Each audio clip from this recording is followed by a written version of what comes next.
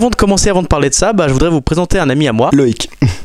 Bonjour Loïc, nous sommes tous les deux passionnés de cinéma et surtout des grands fans de Hans Zimmer. Et aujourd'hui nous allons parler de lui et surtout du concert qu'il a donné à Genève. Est-ce que tu as aimé le concert déjà ? Oui, c'était assez formidable. Surtout la façon dont le concert a été créé en fait. C'était pas tout simplement un concert où il nous jouait la musique de film et il enchaînait. Pour chacune des chansons, il nous avait raconté une histoire, que ça soit sur le tournage, une anecdote de tournage, que ça soit comment est-ce qu'on l'a contacté, que ça soit qui est-ce qu'il a contacté, comment il a rencontré les gens qui sont intervenus au niveau du concert. Et j'ai trouvé que cette interaction, malgré le fait qu'elle soit en anglais, donc un peu difficile parfois à comprendre, était assez intéressante au niveau de la mise en scène et au niveau du concert. Ça apportait vraiment un plus. À un moment donné, vous avez l'artiste qui rentre en scène, il se trouve au milieu, sur le côté vous avez tous ces musiciens. Petit à petit, plus la musique jouait, et à un moment donné, vous avez le décor qui était derrière les musiciens qui se levaient, et on découvrait que vous aviez d'autres musiciens, avec des violoncelles, des violons, des trompettes. Une rapide présentation de ce qu'il avait fait sur un autre film. On a encore un voile qui se levait, c'était un chœur. Il y avait 24 chanteurs en plus. Une séparation entre les instruments. Là, on va dire la première rangée, c'est vraiment des instruments plus électroniques, très modernes.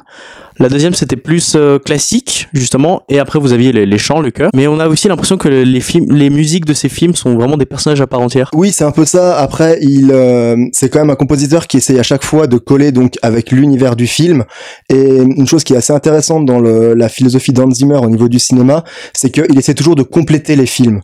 Je me remémore l'anecdote qu'il apportait par rapport à, par exemple, la musique du film Gladiator, où il disait justement, il a lu le scénario et j'ai dit, il y a aucune femme dans ce film. Et aucune femme n'occupe un rôle principal. Et c'est pour ça que lui a voulu avoir des chants. C'est d'ailleurs une des seules chansons de film qu'il a réalisé avec une chanteuse propre et pas des chœurs. Et il a dit, je veux une chanteuse et une chanteuse exceptionnelle pour que vraiment on ait vraiment une musique qui vibre et qui en fait la musique est ce personnage principal féminin de ce film.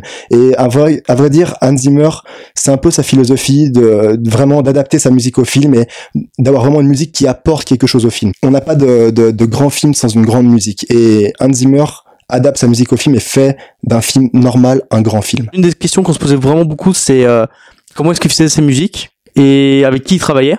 Est-ce que c'était des gens comme ça au hasard et tout. Et en fait, c'est une équipe de malades qu'il a derrière lui et on les voit tous en concert présent et c'est vraiment phénoménal. Et surtout, j'ai trouvé, il prenait pas trop de place. Même s'il était au centre de ses œuvres, c'est vraiment Hans Zimmer et ses collaborateurs, ses musiciens, ses artistes. Et même plus que ça, sur chacune de ces chansons, en fait, on a, on va dire, un instrument ou une personne qui est, on va dire, mise en avant et pas forcément Hans Zimmer lui-même. Et à chaque fois dans le concert, quand c'était cette personne, quand elle était sur scène, il accueillait cette personne, il introduisait cette personne et c'est vraiment elle qui était mise sur le devant de la scène. Elle se plaçait au milieu avec son instrument et c'est elle qui jouait. Hans Zimmer dit voilà, c'est cette personne, je l'ai rencontrée là, j'adore cette personne et c'est elle qui va vous faire le concert, qui va vous faire sa chanson. Hans Zimmer, au final, est très peu mis en avant dans ce concert, sauf justement sur ces monologues qu'il a entre chaque chanson. Et ça, c'est quelque chose d'intéressant parce qu'au final, la star, c'est lui, mais dans le concert, la star, ce n'est pas lui. C'est assez perturbant, mais très intéressant. C'est surtout très humble de sa part, alors que c'est vraiment, on allait voir que lui,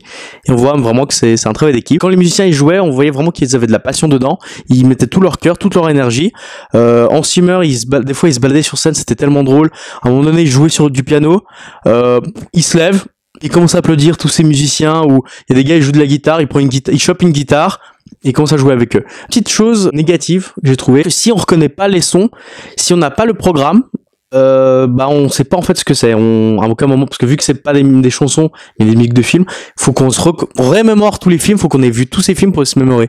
Mais je ne sais pas si t'as eu cette impression ou pas, toi. J'avais le programme donc avec moi, donc évidemment je savais un peu les musiques qui allaient être jouées et ça m'a permis un peu d'anticiper et de mieux reconnaître. Bon, après on en a certaines qu'on reconnaissait obligatoirement, mais c'était pas vraiment non plus, il jouait pas exactement la musique de film, on avait plus un medley des musiques qu'il avait fait pour chaque film. Typiquement quand il a joué les musiques de Batman en l'occurrence, on n'avait pas uniquement la chanson de Batman The Dark Knight, on avait de Begins, on avait de Dark Knight et de Batman Rises. Et ça c'était assez intéressant. Donc c'est vrai qu'à certains moments, si on connaît pas parfaitement les films et les musiques de films, on pouvait s'y perdre si on n'avait pas un programme pour savoir quelle chanson était jouée. Une question qui revient souvent, c'est Hans Zimmer ne se rénove pas. Non, moi je suis pas du tout d'accord et je dirais même l'inverse. C'est même un des seuls qui évolue avec le cinéma. On constate même pendant le concert, au final les musiques ne ressemblent pas du tout et qu'il fasse une musique pour un film un peu d'amour ou pour un film d'action ou pour un dessin animé, c'est pas du tout la même chose. Il adapte vraiment la musique au film, ce qu'on retrouve pas forcément dans certains autres films ou chez d'autres compositeurs. Ils font leur musique, c'est de la très bonne musique, c'est de la très belle musique, mais Hans adapte vraiment la musique au scénario et à l'histoire. Je ne sais pas si tu te souviens de cette anecdote. Pour Interstellar, ce qu'ils avaient fait, c'est que Christopher Nolan a juste donné une feuille A4 à Hans Zimmer. Il dit, bon voilà, on aura peut-être, je veux une musique comme ça, et là tu te démerdes un peu. Et c'est fou comme la musique d'Interstellar colle parfaitement au film. J'ai trouvé que toutes les scènes sonnaient parfaitement juste. Toutes les musiques étaient parfaitement collées à l'ambiance et aux acteurs. Donc ça montre que le mec, il arrive à s'adapter, il travaille déjà tellement souvent avec Christopher Nolan que il sait comment le mec pense. Un dernier petit point, pour un moment que j'ai trouvé quand même assez exceptionnel et où toute la salle au final était en furie. Après la chanson, à la fin de la chanson du Pirates des Caraïbes, on a la salle qui est toute noire et on a un cri qui commence. Et ce cri, c'est le cri de Le Bohème qui a fait le chant de la chanson Le Roi Lion, de l'introduction du Roi Lion. Et là, c'était juste extraordinaire. C'était des frissons dans tout le corps. J'ai même des frissons là, rien que le dire penser.